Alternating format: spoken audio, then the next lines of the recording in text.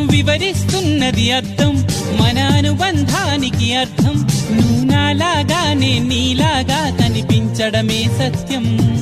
నువ్వు చూసే ప్రతి స్వప్నం నా రాత్రి దారికి దీపం. నీ కల నిజమై కనిపించనిదే నిదురించను రానేస్తం.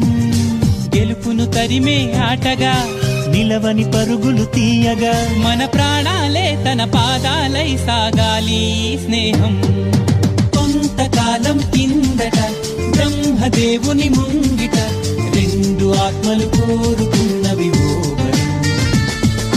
రూపురేఖలు వేరట ఊపిరొకటే చాలట ఆవరాన్నే స్నేహమంటున్నాం.